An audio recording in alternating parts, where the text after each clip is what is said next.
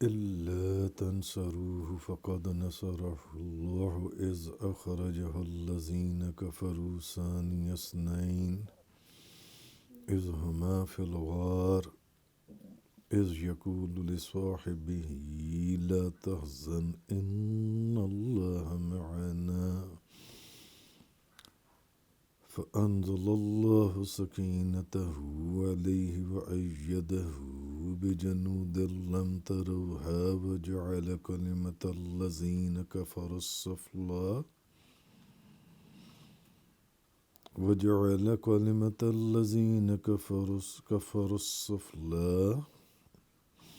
وكلمة الله هي العليا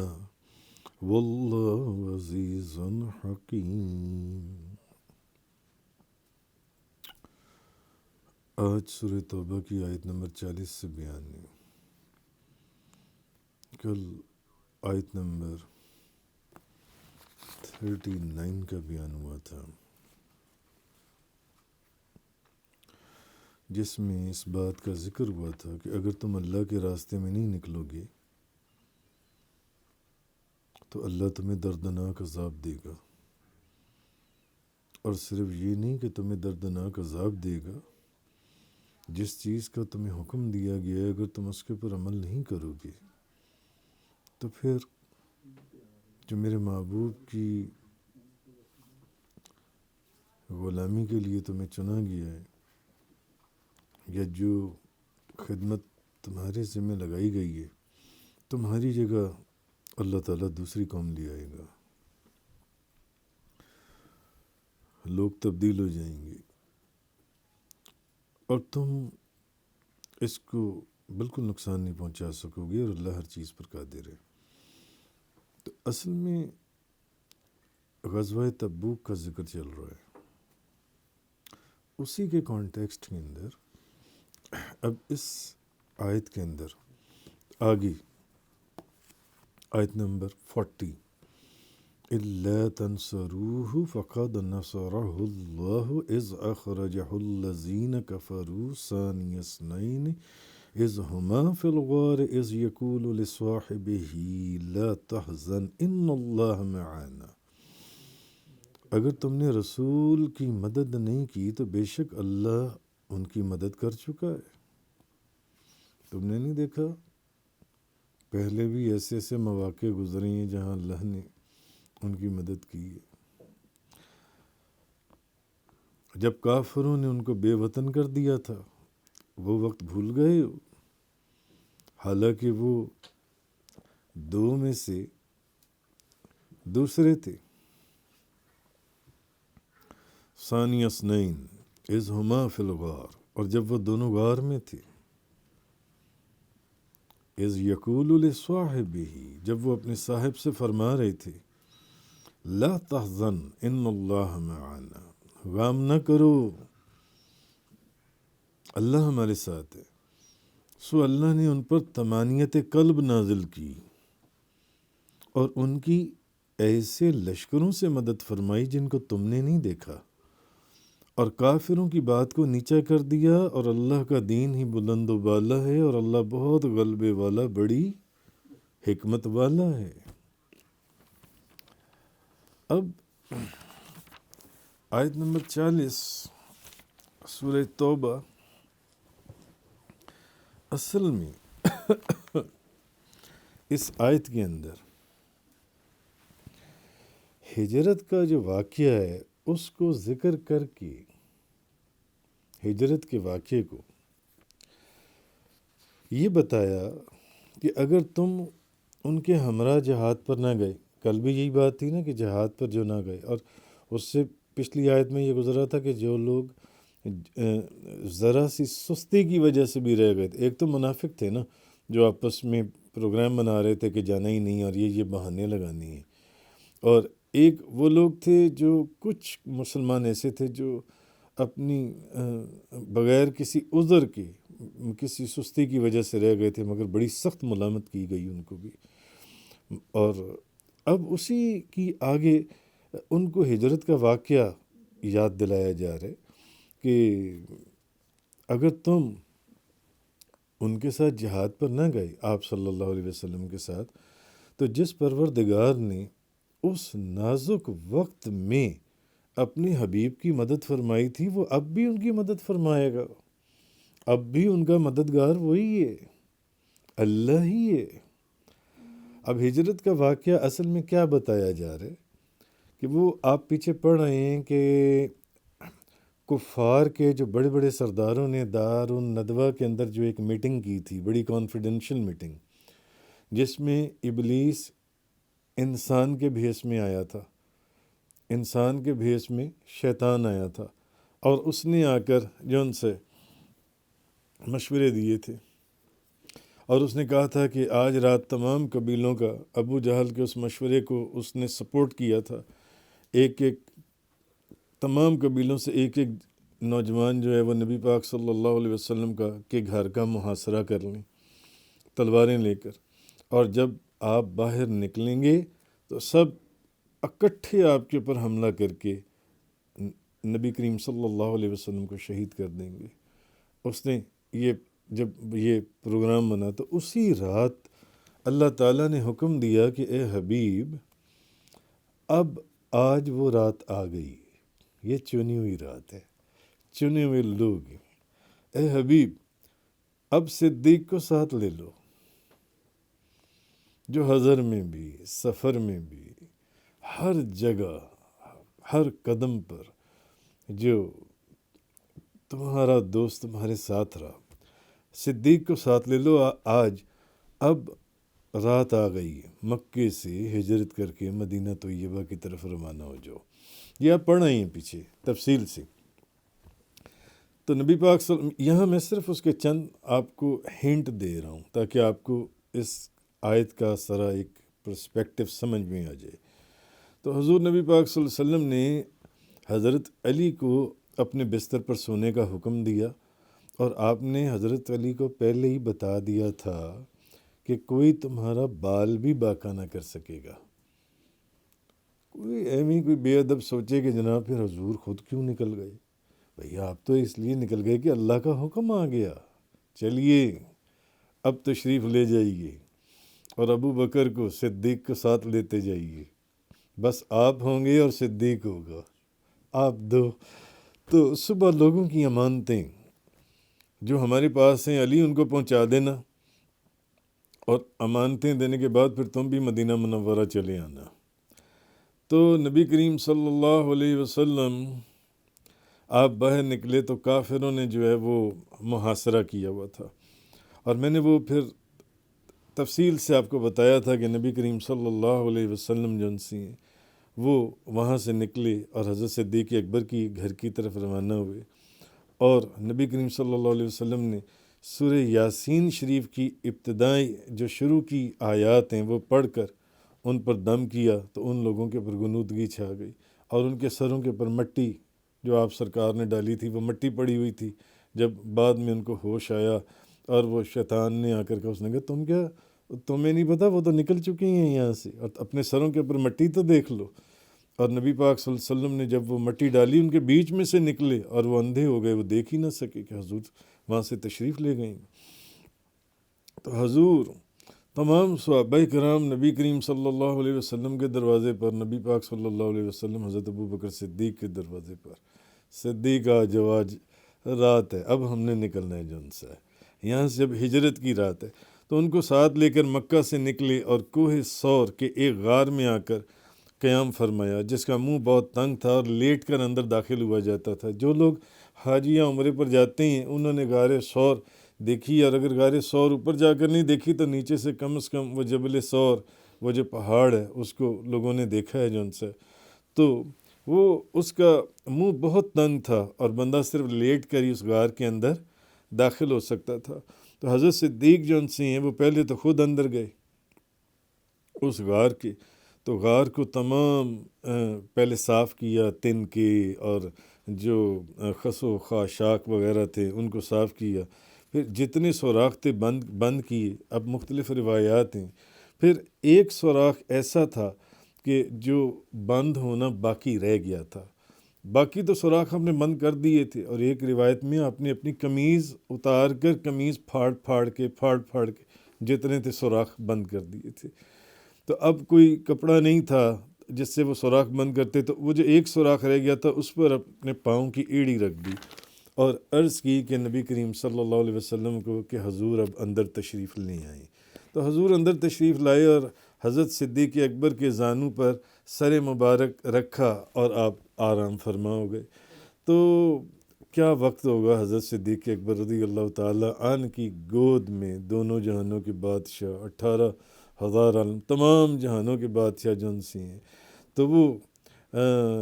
ان کی گود کے اندر سر اقدس رکھ کے،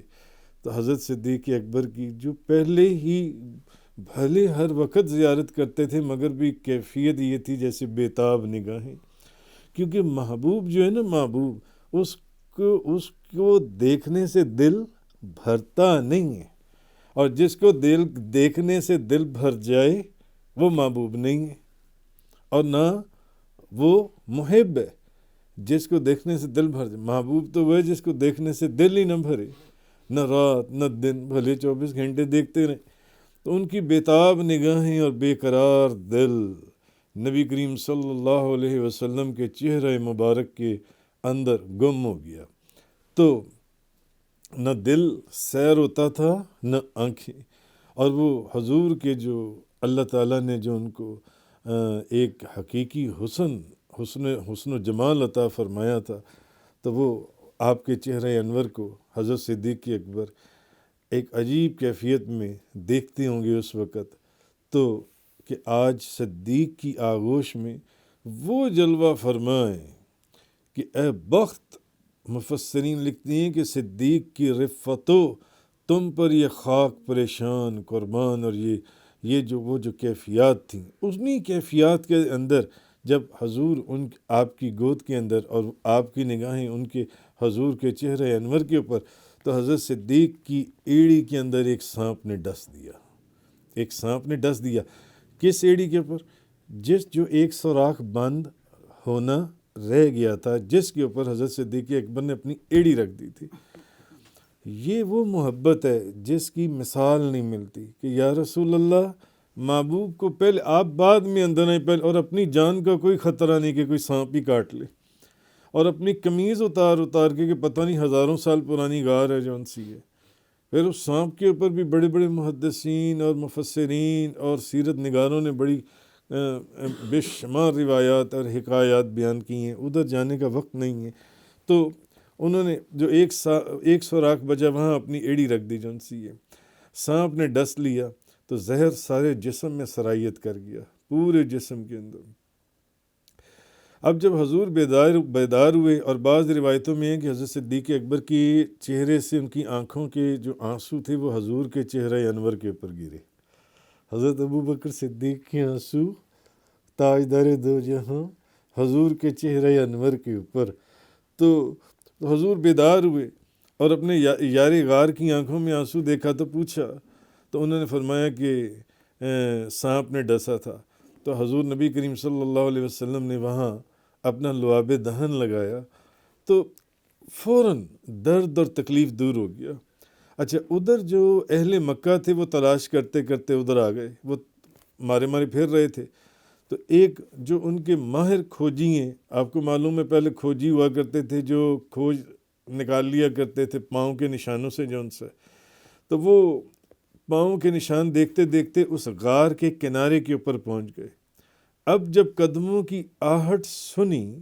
تو حضرت ابوبکر صدیق نے جھک کر دیکھا تو کافروں کی ایک جماعت غار کے دہانے کے اوپر کھڑی تھی باہر جون سی ہے۔ اب وہ تو اندر تھے، کیونکہ لیٹ کر بندہ اس غار کے اندر جاتا تھا، وہ اندر سے دیکھ رہے تھے، وہ باہر کھڑے ہوئے تھے جون سے۔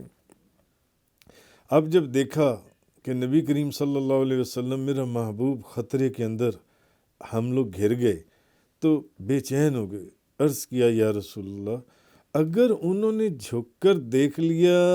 تو انہیں پتہ چل جائے گا کہ ہم اندر ہیں جون سے۔ تو نبی کریم صلی اللہ علیہ وسلم نے فرمایا، اے ابو بکر، ان دو کی نسبت تمہارا کیا خیال ہے؟ ان دو کی نسبت جن کا تیسرا اللہ ہو، جن کا تیسرا اللہ ہو، یعنی جن دو کے ساتھ اللہ ہو تو پھر کیا ان کی نسبت تمہارا کیا خیال ہے؟ تو اب یہ نبی کریم صلی اللہ علیہ وسلم کی قوت یقین یا توکل اللہ کا وہ مقام تھا جو واقعی نبوت اور شان رسالت کے شایان نشان ہے، کہ حضور نے فرمایا کہ جن دو کے ساتھ اللہ ہو جون سے پھر ان دو کی نسبت تمہارا کیا خیال ہے ابو بکر؟ تو حضرت ابو بکر صدیق پر بھی وہ جو اطمینان اور تسکین تھی، ایک مخصوص کیفیت اللہ تعالیٰ نے نبی کریم صلی اللہ علیہ وسلم کے اوپر وہ نازل فرمائی، اطمینان کی، تسکین کی، جس کا اس آیت کے اندر ذکر گزرا جو میں نے ابھی آپ کے سامنے تلاوت کی۔ اور نبی کریم صلی اللہ علیہ وسلم کے صدقے کے آپ کے طفیل، آپ کے فیض اور برکت سے حضرت ابو بکر صدیق کے اوپر بھی اسی اطمینان قلب، سکون، راحت اور اس تسکین کا ورود ہوا حضرت ابو بکر صدیق کے اوپر بھی۔ تو جس کے بعد حضرت ابو بکر صدیق یعنی پہلے پریشان تھے، اب وہ ٹھیک ہو گئے، اب ان کی پریشانی ختم ہو گئی، اب ان کے وہ دل میں ڈر تھا، جو ایک خوف آیا تھا، ایک پریشانی آئی تھی، ایک اداسی آئی تھی۔ تو نبی پاک صلی اللہ علیہ وسلم 3 دن وہاں رہے،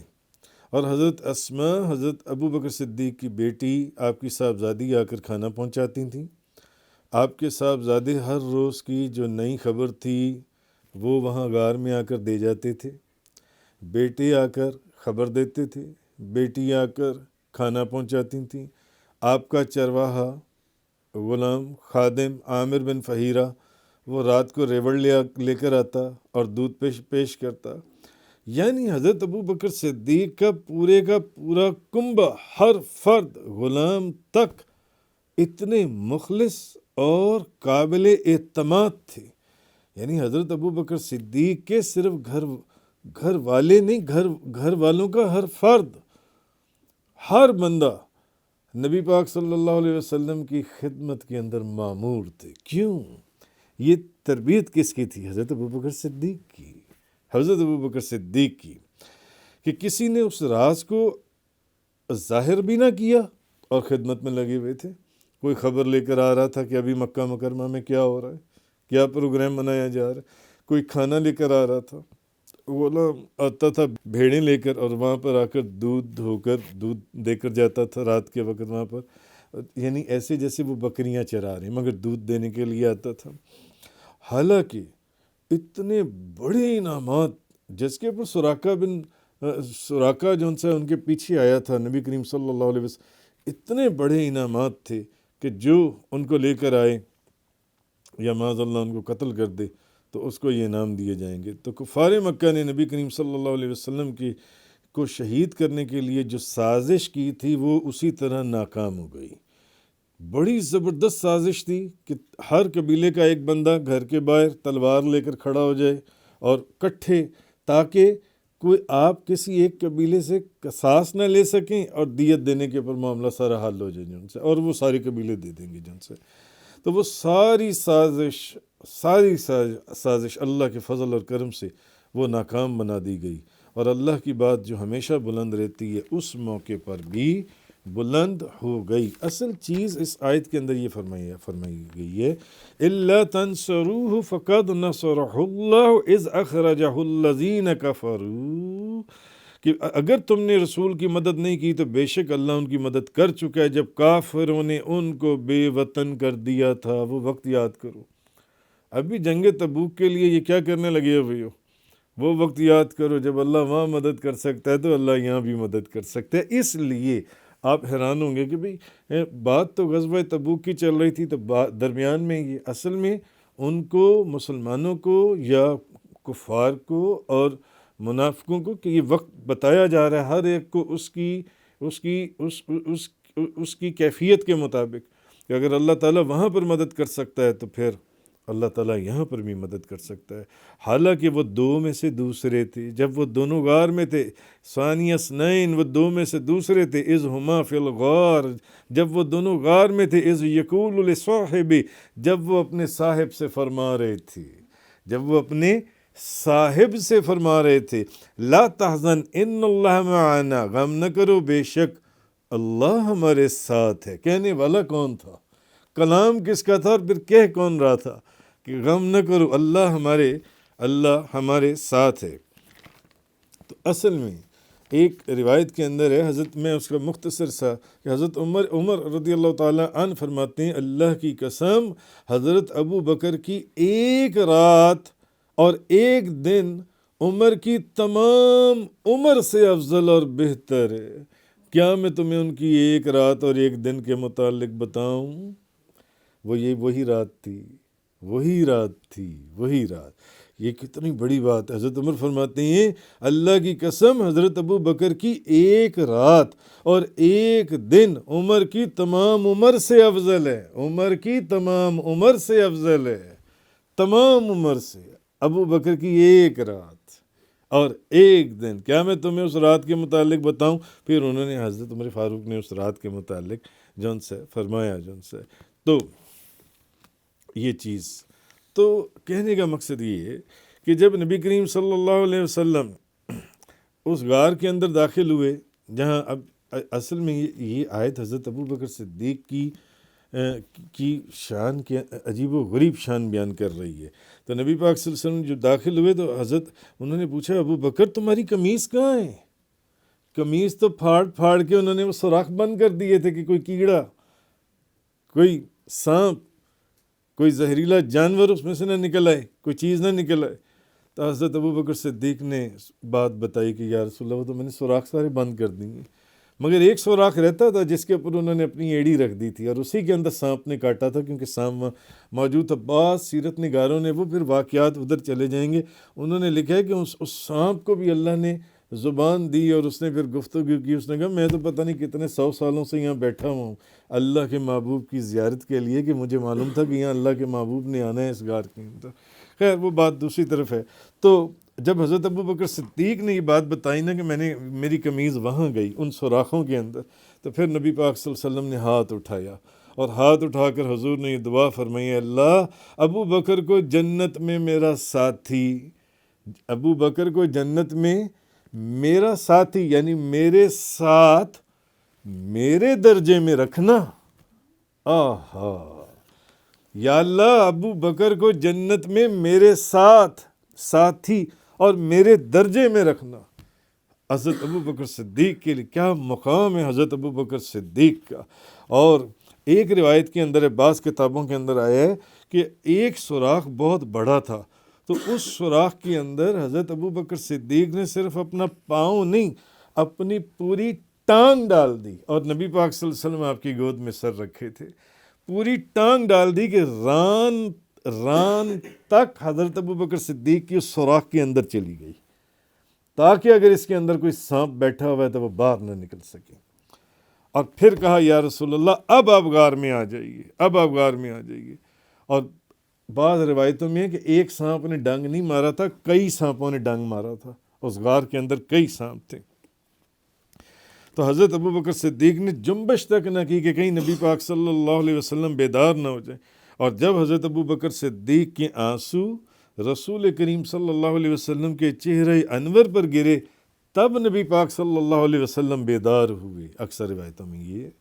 تب حضور بیدار ہوئے جب حضرت ابو بکر صدیق کے آنسو حضور کے، تو آپ نے پوچھا اے ابو بکر کیا ہوا؟ تو انہوں نے اس وقت بھی جب سانپ ڈنگ مار رہا تھا اور آنسو نکل رہے تھے، اور ان آنسوؤں کے چہرے انور کے اوپر آنے سے حضور نے آنکھیں کھولیں، تو اس وقت بھی کیا فرماتے ہیں کہ آپ فرماتے ہیں روایات کے اندر ہیں یعنی یا رسول اللہ آپ پر میرے ماں اور میرے باپ فدا ہوں، میری ماں بھی آپ پہ سے قربان، میرے باپ بھی آپ پہ سے قربان، مجھے سانپ نے ڈس لیا ہے۔ تو پھر نبی کریم صلی اللہ علیہ وسلم نے حضرت ابو بکر صدیق کے پاؤں کے اوپر اپنا لعاب دہن لگایا، حضور کا لعاب دہن حضرت ابو بکر صدیق کے پاؤں کے اوپر نبیوں کے تاجدار نے لگایا۔ اور جب حضرت ابو بکر صدیق ایک روایت میں ہے کہ جب حضور بظاہر تھک گئے تو ان کو اٹھا کر اپنے کندھوں کے اوپر بٹھایا اور چلنے لگ گئے کہ کہیں پیچھے کفار نہ پہنچ جائیں۔ تو آپ مجھے بتائیں، جب حضرت نبی کریم صلی اللہ علیہ وسلم، میرا اپنا ذاتی خیال ہے کہ جب حضرت نبی پاک صلی اللہ علیہ وسلم حضرت ابوبکر صدیق کے کندھوں کے اوپر بیٹھے ہوں گے تو آپ کے دونوں ہاتھ حضرت ابوبکر صدیق کے سر پر ہوں گے، حضرت ابوبکر صدیق کے سر پر ہوں گے، حضرت نبی کریم صلی اللہ علیہ وسلم کے دونوں ہاتھ مبارک جان سے ہیں۔ تو پھر پاؤں کے اوپر حضور نے اپنا لعاب دہن لگایا۔ حضرت صدیق اکبر سر کے بالوں سے لے کے پاؤں کے ناخنوں تک ان کی کوئی مثال ہے ہی نہیں نبیوں کے بعد اس دنیا میں، اس کائنات میں، بلکہ کوئی مثال ہے ہی نہیں، کیونکہ یہ سعادت کسی اور کو ملی ہی نہیں ہے جو حضرت ابوبکر صدیق رضی اللہ تعالی ان کو جو اللہ تعالیٰ نے عطا فرمائی جون سی ہے۔ اور ایک روایت میں یہ ہے کہ جب وہاں آ کر وہ جب کافر اس غار کے دہانے پر پہنچ گئے اور نشانات ختم ہو گئے تو مکڑی نے اسی وقت اس غار کے منہ پر جالا تن دیا، مکڑی نے اسی وقت غار کے منہ پر جالا تن دیا۔ اس لیے بھی نبی پاک صلی اللہ علیہ وسلم نے مکڑی کو مارنے سے منع فرمایا کہ مکڑی کو نہیں مارنا۔ کیوں؟ جب غار کے اندر کافر داخل ہونے والے تھے تو مکڑی نے جالا تن دیا، تو ان میں سے کچھ نے کہا کہ یہ تو مکڑی نے جالا تنا ہوا ہے، یہاں تو سالوں سے کوئی اندر آیا ہی نہیں ہوگا۔ اس کی نظر پڑی نا کہ جالا تنا ہوا، تو اس میں دیکھنے کا فائدہ ہی نہیں ہے اس غار کے اندر، تب وہ وہاں سے واپس چلے گئے۔ تو اسی طرح ایک چیز اور کہ نبی کریم صلی اللہ علیہ وسلم کا ہجرت کرنا یہ کس کے حکم سے تھا؟ اللہ کے حکم سے تھا۔ اور نبی کریم صلی اللہ علیہ وسلم کے نسبی قرابت دار بھی بہت تھے، تو نبی پاک صلی اللہ علیہ وسلم ان میں سے بھی تو کسی کو اپنے ساتھ لے سکتے تھے، حضرت علی کو بھی لے سکتے تھے نبی کریم صلی اللہ علیہ وسلم، مگر نبی کریم صلی اللہ علیہ وسلم نے سفر کے اندر رفاقت کے لیے حضرت ابوبکر صدیق کو چنا، حضرت ابوبکر صدیق کو ساتھ لیا۔ اس سے معلوم ہوتا ہے کہ اس ہجرت والے سفر میں حضرت ابوبکر صدیق کو ساتھ لینا، حضرت ابوبکر صدیق کو ساتھ لینا کیوں؟ کیونکہ حضور ہجرت اسی رات کیوں فرما رہے تھے؟ اللہ کا حکم آ گیا تھا۔ اس کا مطلب ہے کہ یہ حضرت ابوبکر صدیق کو ساتھ جو حضور نے لیا اس میں بھی اللہ کا حکم شامل تھا، اس میں بھی۔ اور یہ حضرت ابوبکر صدیق کی بہت بڑی فضیلت ہے کہ نبی کریم صلی اللہ علیہ وسلم کی رفاقت کے لیے اللہ تعالیٰ نے حضرت ابوبکر صدیق کو چنا، اللہ نے حضرت ابوبکر صدیق کو چنا۔ تو دوسرا حضرت ابوبکر صدیق کو ثانی اثنین، دو میں سے دوسرا فرمایا۔ اس کے اندر مفسرین نے، علماء نے بڑا کلام کیا، بہت کلام کیا۔ اور پھر جب حضرت ابوبکر صدیق غمگین ہوئے تو نبی پاک صلی اللہ علیہ وسلم نے ان کو تسلی دی۔ نبی پاک صلی اللہ علیہ وسلم نے کیا فرمایا؟ اذ یقول لصاحبہ، جب وہ اپنے صاحب سے فرما رہے تھے لا تحزن ان اللہ معنا، غم نہ کرو بے شک اللہ ہمارے ساتھ ہے، اللہ ہمارے ساتھ ہے۔ تو نبی پاک صلی اللہ علیہ یہ بھی حضرت ابوبکر صدیق کی کہ بہت بڑی فضیلت ہے کہ نبی پاک صلی اللہ علیہ وسلم نے ان کو یہ تسلی دی۔ اسی طرح اللہ تعالیٰ نے یہ جو فرمایا، حضرت ابوبکر صدیق نبی کریم صلی اللہ علیہ وسلم کے صاحب ہیں، حضرت ابوبکر صدیق، حضرت ابوبکر نبی کریم صلی اللہ علیہ وسلم کے صاحب ہیں۔ تو اس کا مطلب ہے کہ جو بندہ حضرت ابوبکر صدیق کے صحابی ہونے کا انکار کرے، کیونکہ قرآن کہہ رہا ہے کہ وہ حضور کے، اللہ کے رسول کے، نبی کریم صلی اللہ علیہ وسلم کے صاحب ہیں، تو اب جو حضرت ابوبکر صدیق کی صحابیت کا انکار کرے وہ قطعی کافر ہے، وہ ہے ہی کافر۔ یہ حضرت کیوں قرآن کہہ رہا ہے؟ قرآن نے ان کو ان کا صحابی ہونا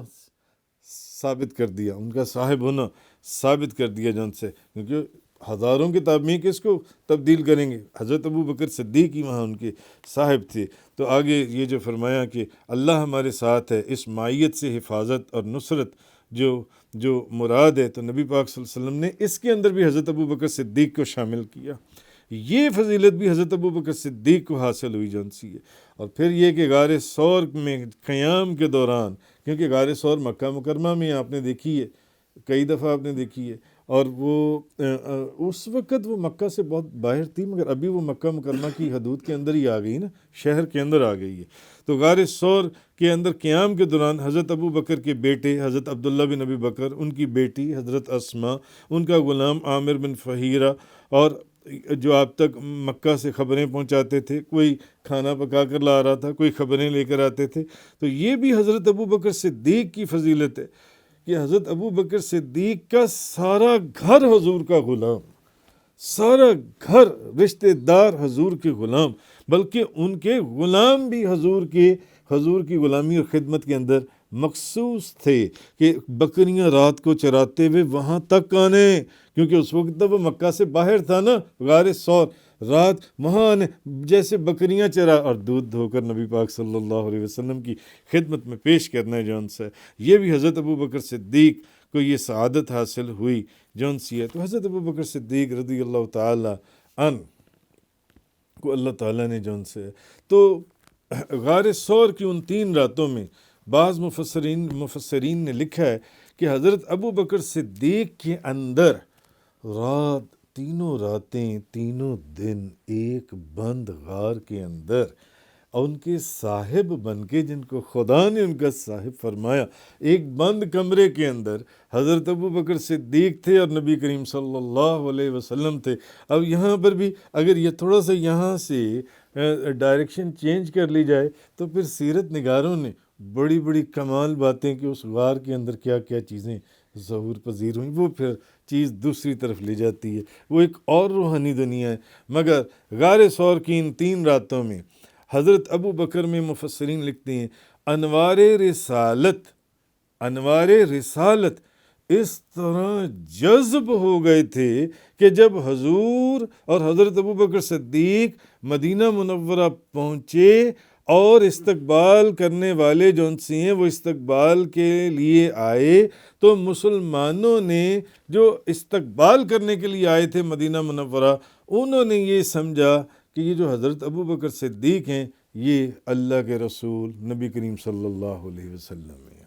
اور وہ سیرت کی کتابوں میں لکھا ہوا ہے سارا واقعہ بڑی تفصیل سے. اور وہ سب آگے بڑھ کر حضرت ابو بکر صدیق کو ملنے لگے، یعنی ان کے ہاتھ پاؤں کو بوسہ دینے لگے، ان کو آگے مل. تو حضرت ابو بکر صدیق نے جلدی سے نبی پاک صلی اللہ علیہ وسلم کے سر انور، حالانکہ حضور ساتھ ہیں اور سب حضرت ابو بکر صدیق کی طرف بڑھ رہے ہیں، سب حضرت ابو بکر صدیق. یہ کیا منظر ہوگا، یہ کیا منظر ہوگا. یہ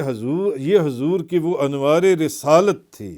انوار رسالت تھے جو ان کے وجود میں جذب ہو گئے. وہ جو 3 راتیں اور 3 دن، اور پھر وہ تو 3 دن اور 3 راتیں اس غار کی ہیں، تو پھر اس کے علاوہ جو ان سے وہ جو سفر کے دوران جتنے دنوں میں بھی پہنچے، 10 دن 15 دن جو بھی روایات کے اندر ہے، وہ سارے جو ان سے ہیں. تو حضرت جلدی سے جب لوگ ان کی طرف بڑھے تو حضرت ابو بکر صدیق نے نبی کریم صلی اللہ علیہ وسلم کے اوپر جلدی سے ایک چادر ایسے کر دی، ایک چادر، تاکہ لوگوں کو پتہ چل جائے کہ میں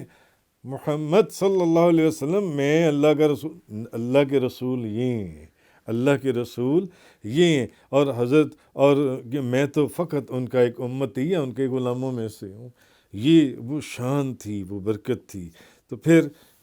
اسی طرح انصار کے جن لوگوں نے پہلے اللہ کے رسول کو نہیں دیکھا ہوا تھا، وہ بھی حضرت ابو بکر صدیق کو تعظیم دیتے تھے. آگے بڑھ، وہ سمجھتے تھے اللہ کے رسول آ گئے،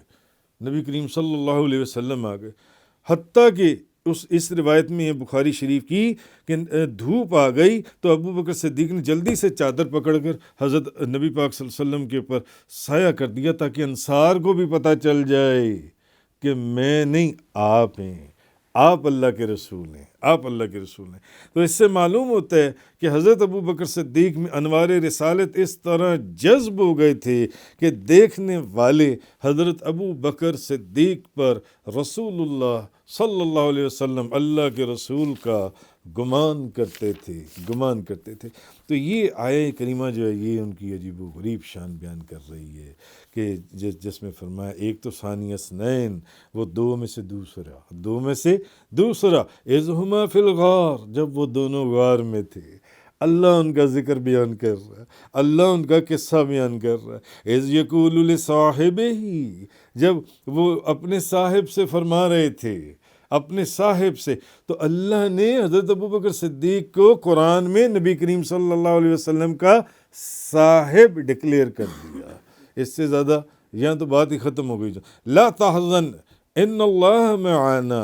غم نہ کرو اللہ ہمارے ساتھ ہے۔ تو یہ آیہ کریمہ اصل میں وہ واقعہ یاد کروایا گیا غزوہ تبوک کے موقع کے اوپر مسلمانوں کو کہ اگر وہاں اللہ ان کی مدد کر سکتا ہے، ہر جگہ تو اللہ کی مدد ان کے شامل حال ہے، وہ تو اس کی نگاہوں کے اندر ہے، اس کی توجہ کے اندر ہے، تو پھر وہ یہاں پر بھی ان کی مدد کر سکتا ہے۔ اس لیے یہ مت سوچو، اس لیے جنگ کی تیاری کرو۔ تفسیر قرآن کا یہ لیکچر انگلش میں سننے کے لیے براہ کرم ڈسکرپشن میں موجود لنک پر کلک کریں۔